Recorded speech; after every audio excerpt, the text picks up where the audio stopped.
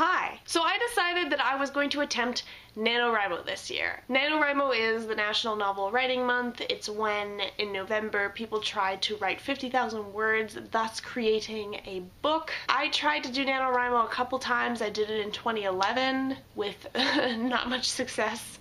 Did it in 2014 again with slightly more success. I think I got 32,000 words. And finally I'm going to try it this year. I want to actually win, and I think I have a very good chance. In 2014, I had a really good idea of what I wanted the book to be about. I had the plot in my head. I didn't write any planning or anything like that down. I just jumped right in on November 1st and started cramming stuff out. And I got really stuck. I think it didn't help that I was still doing a degree at the same time, but I think I probably would have gotten closer had I had an outline.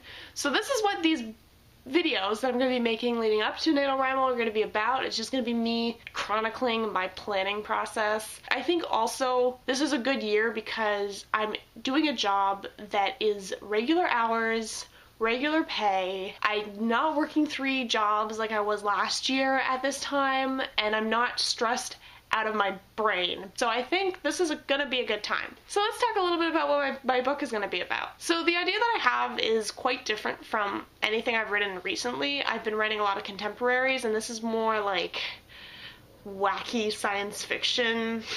Like, I say science fiction extremely lightly. Let's not get too bogged down by genres.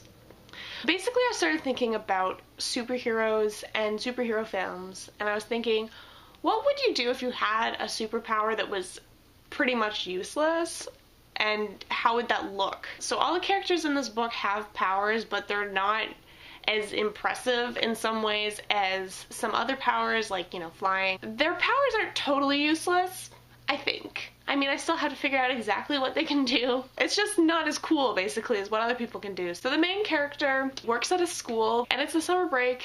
Life is cool, but a mystery arises, and she and a few of her coworkers have to go on a magical road trip to figure out exactly what happened in this mysterious mystery I'm not going to get into. I think the steps I'm going to take in planning this book are going to be, first, figuring out world stuff, like how do people have powers?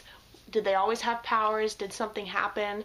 If they always had powers, do they have the same entertainment that we have? Like, would they want to watch superhero films, or would they be more interested in something else? Would I have to create a bunch of like media specifically for the world, like just make up things instead of using existing material? So after I figure out some of the world building stuff, what I'm going to do next, I think, is look into characters and figure out exactly what kind of abilities they have, what their hopes and dreams are, what they look like, their names. I kind of have names down, but I don't know if I actually want to keep them. They may change. And then from there, I think I would go more into the story structure and figuring out exactly what's going to happen at every stage. So first things first, the world building. I'm not sure if I want to have it like everybody has a power and it's always been this way since the dawn of time, or if this happened relatively recently. And I think the best way for me to do this is actually to write down both possibilities and figure out what would be a pro and a con for each one. I used to do this a lot when I was writing. I would just write down all these options that I could do for a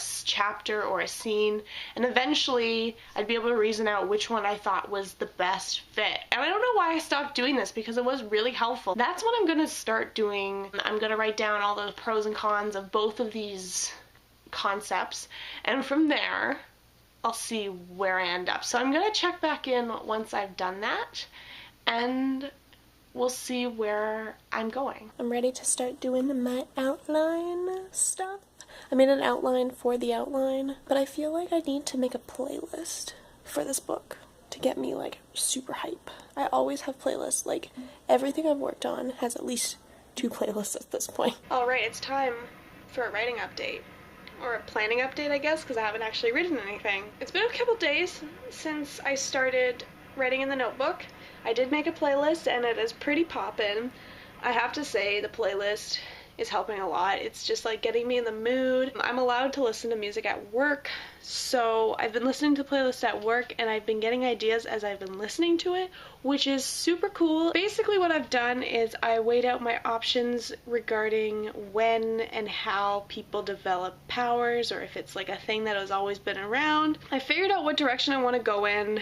It seemed pretty obvious as I was writing them down which one was the best choice for this specific story. I think it's gonna be real cool. Now I think that I know exactly what direction I'm going in with regards to the powers and when people got them. I need to start actually figuring out like the timeline, like when it happened, how it happened, what kinds of things happened to the world around it because of this. Then I think I will be ready to start doing some character stuff. I have some character stuff idea already, but I want to go in my order that I planned out beforehand. I think that keeping it all kind of in some sort of organizational flow will just help me later when I'm writing the book to try and figure out what I'm doing. Hi! So last we spoke, I said that I was going to try and figure out like the timeline for how everything happened and how people got powers, etc. So I did that. I think I figured it out pretty well. I don't know how much of this is actually going to end up in the story. Growing up reading Lord of the Rings, Tolkien created this whole mythology, this whole world, languages, everything, and while I'm not doing like a totally high fantasy world, I am doing something different and something that does have a history and has limitations and stuff like that, but I don't know how much of that is actually going to end up on the page. I don't really want to get bogged down by specifics, but I think it's important at the very least for me to know how everything happens, even if that doesn't translate into the story. I don't know how much of it is super relevant once it's been established that the characters have powers. The rest of the story, you don't need to know a lot about like the history and like politics and whatever else went into the creation of these super people. So I'm hoping that I don't get bogged down by that. I think just writing it out for my own personal use is very helpful, but it doesn't necessarily need to be in the story for people to get it. And I think if it was in the story, people would just get so preoccupied with like the logistics and like all that stuff, and I don't want them to. I just want them to enjoy the plot. So that's where we are right now. So today I am going to go off having a little writing date with one of my friends, which is really fun. I think I'm going to bring my notebook and maybe start jotting down some character stuff. But for now, what I'm most preoccupied with is the fact that I bought a sewing machine and I'm going to set it up. I read some reviews of this one where people were like, this machine is so fast, and I was like, you just have to push less hard on the pedal. It's not rocket science, you know? I prefer sewing machines that don't have the computerized function, just because that's what I'm used to operating. So here we are. This is a heavy duty model, as you can see. I've read that these are really durable compared to some of their other like beginner sewing machines. Everything is looking good. We got the stitch length, different stitches. And here's the manual.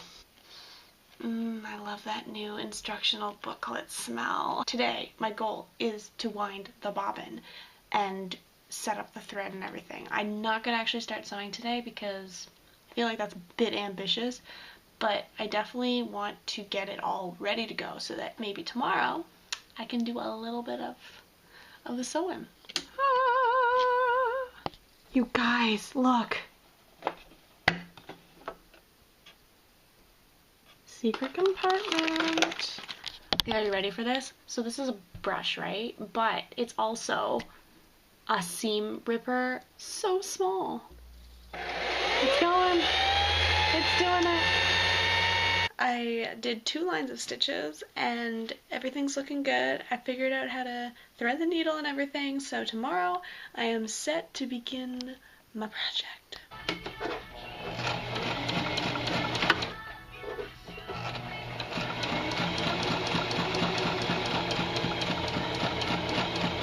So the other day when I was going to go on this writing party with my friend, we actually just ended up going to the mall. Haha. But we had a lot of fun anyway, so I didn't get any planning done, but I think tonight I might try and do a little bit of planning. Just now I was doing a little sewing. I remember that there was a discussion on Twitter a little while ago about hobbies for writers, because for a lot of people, writing started out as a hobby and became something that is monetized. And so a lot of people say, you know, you should have a hobby that is not ever going to be monetized. It's just something to do for your own personal enjoyment.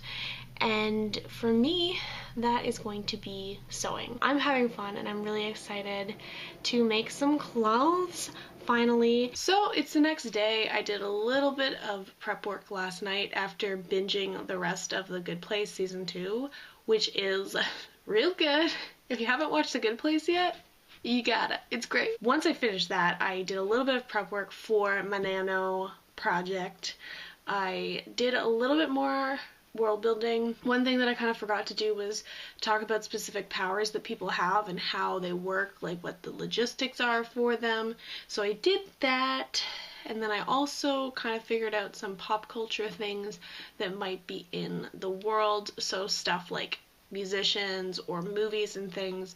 Since this world is going to be a little bit in the future, I wanted to make up a few things that could be more recent media from the future. I also did some character stuff. I made a little title page. I think maybe later I will color it in with some highlighters, and that might be real cute. I took a character sheet that I had previously made a couple years ago and used it as a template.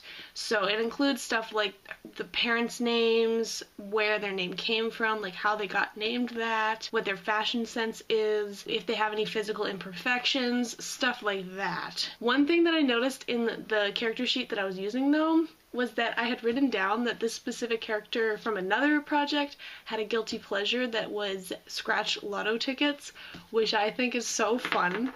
And if I ever go back to that project, I have to make sure to put in the scratch lotto ticket obsession because that's just so great. Like, why didn't I ever use that in the draft? Probably just forgot, to be honest. So I did the first character in the book, the main character, and I think I'm going to talk a little bit about her specific powers and her hobbies, because I don't think I wrote that in.